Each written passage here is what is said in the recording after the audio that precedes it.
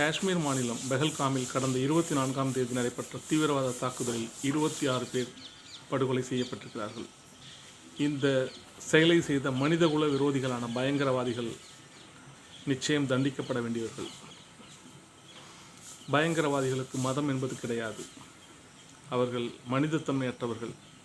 அவர்கள் இறைபக்தி இல்லாதவர்கள். அவர்கள் ஒழிக்கப்பட வேண்டியவர்கள் என்பதில் மாற்று கருத்தில்லை. இப்படிப்பட்ட ஒரு சம்பவம் ஏன் நடைபெற்றது? இந்திய அரசாங்கம், அதாவது நம்மை ஆட்சி செய்யக்கூடிய ஆட்சியாளர்கள் தங்களை சவுக்கிதார் என்று பெருமையோடு கூறிக்கொண்டார்கள். ஆனால் அந்த சவுக்கிதார் என்ற காவலாளி வேலையை சரியாக செய்தார்களா? பெஹல்காம் என்பது இந்தியாவில் உள்ள மினி சுவிட்சர்லாந்து என்று சொல்லப்படுகிறது. அந்த பகுதியில் சுற்றுலா பயணிகள் மிக அதிகமாக அங்கே எப்போதும் இருந்து கொண்டிருப்பார்கள். அப்படிப்பட்ட இடத்தில் தீவிரவாதி உள்ளே நுழைந்து கிட்டத்தட்ட 26 ஆண்களை சுட்டுக் கொண்டிருக்கிறார்கள். அந்த நிகழ்வு நடைபெற்ற பிறகு கிட்டத்தட்ட 1.5 மணி நேரத்திற்கும் அங்கே காவல்துறை யாரும் வரவில்லை. இராணுவம், துணை இராணுவம், காவல்துறை என்ற இந்த மூன்றுமே மத்திய உள்துறை அமைச்சர் அமித்ஷாவின் கட்டுப்பாட்டில் செயல்படுகிறது. அங்கே ஆட்சி செய்யக்கூடிய உமர் அப்துல்லா பேரளவுக்கு தான் முதலமைச்சரை தவிர அவரால் ஒரு கான்ஸ்டபிளை கூட நியமிக்க முடியாது. அந்த காஷ்மீர் மாநிலத்தின் அதிகாரங்கள் முற்றிலுமாக பறிக்கப்பட்டு மாநில அந்தஸ்து இல்லாமல் யூனியன் பிரதேசமாக மாற்றப்பட்டிருக்கிறது. அதன் அடிப்படையில் இந்த காவல்துறை, இராணுவம் போன்றவற்றை கட்டுப்படுத்தும் அதிகாரம் கொண்டவர் உள்துறை அமைச்சர் அமித்ஷா.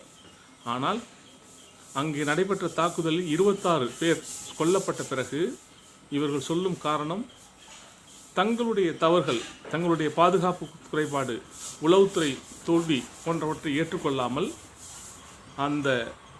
அங்கே நடைபெற்ற தாக்குதலுக்கு இந்தியாவில் வாழக்கூடிய முஸ்லீம்கள் தான் காரணம் என்பது போல அவர்கள் திசை மாற்றிக் கொண்டிருக்கிறார்கள்.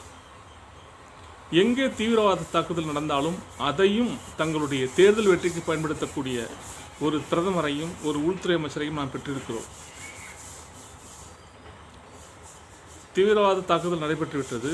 சவுதி சென்றிருந்த பிரதமர் உடனே நாடு திரும்புகிறார். அவர் உள்துறை அமைச்சர், பாதுகாப்புத்துறை அமைச்சர், வெளியுறவுத்துறை அமைச்சர் உள்ளிட்ட மிக முக்கியமான கேபினெட் அமைச்சர்களை கொண்ட கூட்டத்தில் கலந்து கொள்கிறார். அதற்கு பிறகு அனைத்து கட்சி கூட்டம் நடைபெறுகிறது. அதில் அவர் கலந்து கொள்ளவில்லை. அதற்கு பதிலாக அவர் பீகார் சென்றுவிடுகிறார். அங்கே போய் ஒரு வீர உரையாற்றுகிறார் தேர்தல் பிரச்சாரத்தில். அதே போல அந்த தீவிரவாத தாக்குதல் நடைபெற்ற பெஹல்காம் சென்று அங்கே பாதிக்கப்பட்ட மக்களுக்கு 2 வார்த்தை ஆறுதல் கூறினாரா என்றால் அதுவும் இல்லை. எதிர்க்கட்சி தலைவராக இருக்கக்கூடிய ராகுல் காந்தி அங்கே செல்கிறார். அந்த மக்களை சந்தித்து அவர்களுக்கு ஆறுதல் கூறுகிறார். ஆனால் இந்தியாவின் தலைமை அமைச்சர் என்று கூட சொல்லக்கூடிய திரு நரேந்திர மோடி பெஹல்காம் செல்லவில்லை. அதற்கு பதிலாக பீகார் சென்று தேர்தல் பிரச்சார கூட்டத்தில் பங்கேற்கிறார். இதற்காகத்தான் அவசரமாக சவுதி சென்ற தன்னுடைய பயணத்தை முடித்துக்கொண்டு இந்தியா வருகிறார்.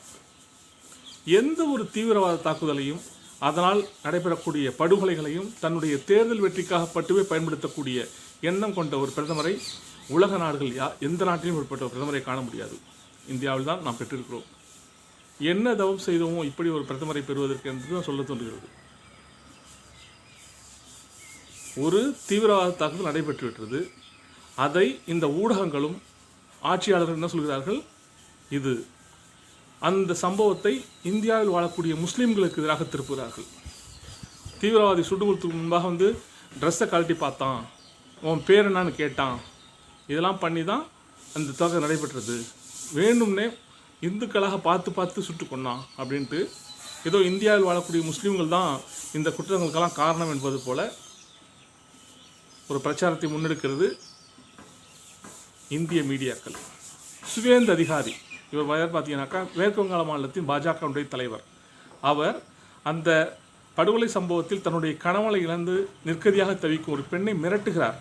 அந்த பெண்ணுடைய குழந்தையை கையில் தூக்கி வைத்துக்கொண்டு அந்த பெண்ணை சொல்லுவார், இந்த மாதிரி சொல்லுங்கள், அவங்க உங்களுடைய பேரை கேட்டாங்க, ட்ரெஸ்ஸை அவுத்து செக் பண்ணாங்க, முஸ்லீமா இந்துவான்னு பார்த்தாங்க அப்படின்னு சொல்லுங்கன்னு மீடியாக்கள் முன்னாடி அந்த பெண்ணை ஒரு மிரட்டுகிறார். இவ்வளவு கேவலமான சம்பவங்கள் எல்லாம் பார்த்தோம். ஆனால் என்ன, அங்கே அந்த நடைபெற்ற சம்பவத்தில் அங்கே எங்களை முஸ்லீம்கள் தான் பாதுகாத்தார்கள், அவர்கள் எங்களுக்கு உதவி செய்தார்கள் அப்படின்ட்டு பல பேர் அந்த தீவிரவாத தாக்குதலால் பாதிக்கப்பட்ட பெண்கள் தங்களுடைய கருத்துக்களை கூறிக்கொண்டிருக்கிறார்கள். ஆனால் இவங்க என்னன்னாக்கா இப்படிப்பட்ட ஒரு பிரச்சாரத்தை முன்னெடுக்கிறார்கள். இப்போ பார்த்தீங்கன்னாக்கா பாகிஸ்தானுக்கு ஒரு சொட்டு தண்ணீர் கூட தரமாட்டோம் அப்படின்ட்டு சிந்து நதியை நாங்கள் தடுக்க போகிறோம், அணை கட்ட போகிறோம் அப்படின்ட்டு ஒரு மிரட்டல். அதே போல் பாகிஸ்தான் நாட்டில் தங்களுடைய மருத்துவத்திற்கு தங்களுடைய குழந்தைகளுக்கு மருத்துவம் சரியாக இல்லை என்ற காரணத்தினால் இந்தியாவில் வந்து மருத்துவத்துக்காக இந்தியா வந்த மக்களை மிரட்டுகிறார்கள். 48 மணி நேரத்தில் நீங்கள் நாட்டை விட்டே செல்ல வேண்டும் என்று மிரட்டப்படுகிறார்கள். இதுதான் வீரமா? என்ன சொல்கிறதுன்னு தெரியல. அங்கும் நம்மள மக்கள் இருக்கிறார்கள், இந்தியர்கள் அங்கே பாகிஸ்தானில் வாழ்ந்து கொண்டிருக்கிறார்கள். இவர்கள் இப்படி கிறுக்குத்தனமாக அறிவிப்பு செய்யும் பொழுது அங்கே உள்ள ஒரு மினிஸ்டர் சொல்கிறாரு, இங்கே உள்ள இந்தியர்களுக்கு எந்த பாதுகாப்பு நாங்கள் தர முடியாது, நீங்கள் வந்து எங்கள் மக்களை விரட்டி அடிச்சிங்கனாக்கா நாங்கள் வந்து இங்கே உள்ள இந்தியர்களுக்கு நாங்கள் பாதுகாப்பாக இருக்க முடியாது. அங்கே உள்ள ஒரு கிறுக்குத்தனமாக அமைச்சர் அப்படி ஒரு பேட்டி கொடுக்குறார்.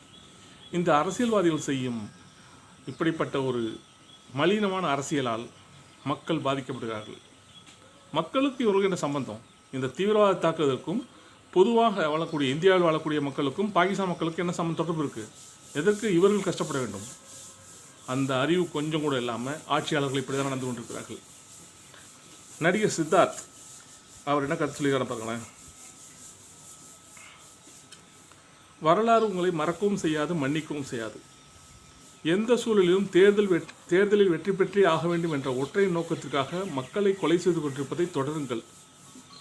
சிறிதும் அறிவு இல்லாமல் மத நிகழ்வு என்னும் பெயரில் இன்னும் அதிகமான மக்களை வரவழைத்து கொலை செய்யுங்கள். கும்பமேளாவில் செத்தாங்கள அதை பற்றி சொல்கிறாரு, கருத்து சொல்லியிருக்காரு. என்ன அப்புறம் பாருங்க, நம்புங்கள் இந்துக்களின் காவலர் மோடி. பாஜக ஆளும் ஊப்பியில் கும்பமேளா கூட்ட நெரிசல் சிக்கி இறந்த 30 பேர் இந்துக்கள். பாஜக ஆட்சியில் நீட்டினால் தமிழகத்தில் இருந்த 26 மாணவர்களில் பெரும்பாலான இந்துக்கள். தரமற்ற மோர்பி பாலம் இடிந்த விபத்தில் இருந்த 135 பேரில் பெரும்பாலான இந்துக்கள். அதாவது குஜராத்தில் மோடி அறிவித்த பணமதிப்பால் இறந்த 100க்கும் மேற்பட்டவர்கள் பெரும்பாலான இந்துக்கள். மோடி ஆட்சியில் நடந்த ரயில் விபத்துகளில் இறந்த 748 பேரில் பெரும்பான்மையான இந்துக்கள். ஆனால் இவங்க என்ன சொல்கிறாங்க, நாங்கள் இந்துக்களுக்கான கட்சி, இந்துக்களுக்காக தான் ஆட்சி செய்கிறோம் அப்படின்ட்டு முஸ்லீம்களுக்கு எதிரான ஒரு பிரச்சாரத்தை செஞ்சிட்ருக்காங்க. அப்புறம் இன்னும் இந்த பியூஷ் கோயல்னு ஒரு மினிஸ்டர் இருக்கார், அவரை பாருங்களேன். 140 கோடி இந்தியர்கள் தேசப்பற்றையும் தேசியவாதத்தையும் தங்களது உயரிய கடமையாக கருதும் வரை பகல்காம் தாக்குதல் போன்ற நாட்டை உழுக்கும் சம்பவங்கள் நடக்கத்தான் செய்யும். இவங்க சரியாக பாதுகாப்பு நடவடிக்கை செய்யலை.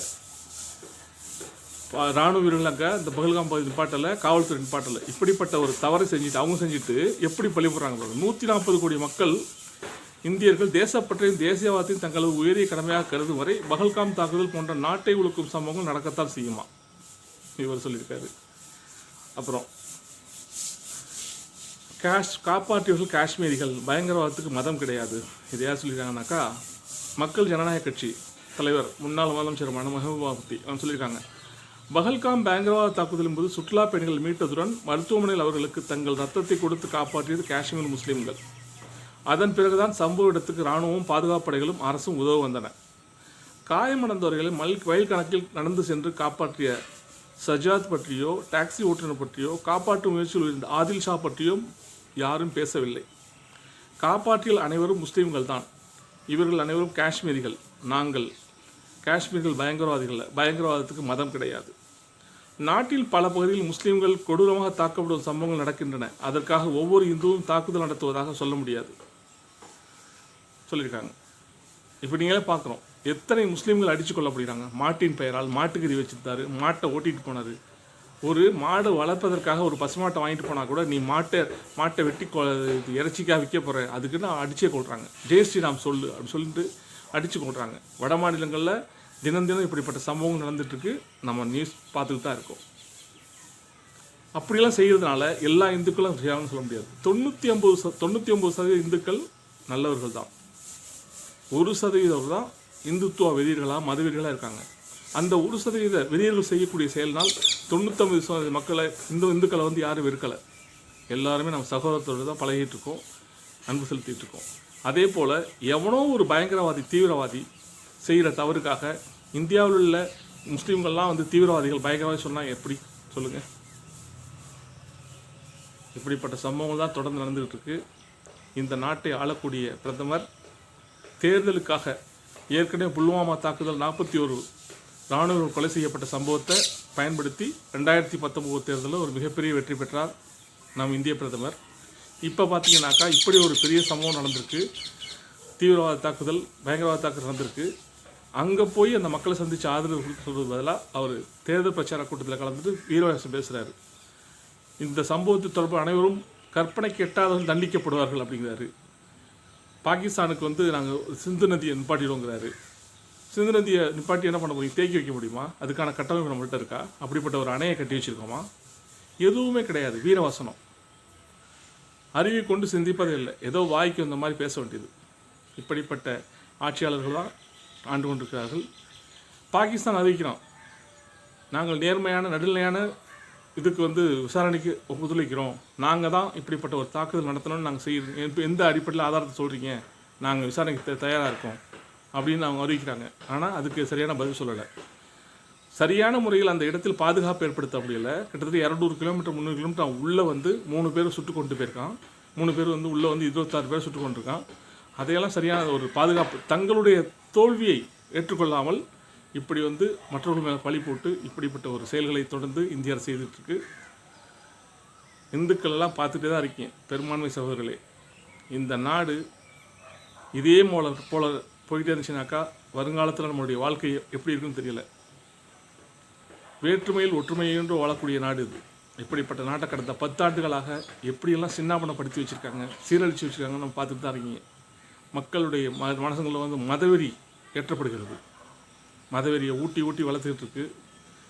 இதை அடுத்த தேர்தலாவது இந்த கொடூரமான ஆட்சியாளர்கள் ஆட்சியிலிருந்து அகற்றப்பட வேண்டும். அப்படி இல்லைனாக்கா நம்ம சோமாலியை விட சோமாலியான நாடு, வறுமையான நாடு, அதை விட மோசமாக போகக்கூடிய நிலை தான் இருக்குது. மாருதி சுசுகியினுடைய ஒரு நிர்வாக இயக்குனர் ஒரு கருத்து சொல்லியிருக்காரு. இந்தியாவில் மொத்தம் 12% மக்கள் தான் 12 லட்சத்திற்கும் அதிகமான ஆண்டு வருமானத்தை பெறுகிறார்கள்.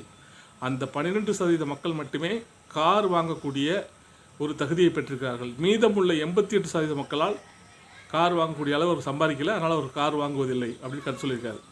அதில் ஒருத்தர் கருத்து பின்னோட்டம் விட்டுருக்காரு. மோடி ஆட்சியில் உயிரோடு வாழ்கிறதே ஒரு பெரிய விஷயம், இதில் உங்களுக்கு கார் வேறு வாங்கணுமோ அப்படின்ட்டு ஒருத்தர் கருத்து போட்டிருக்காரு.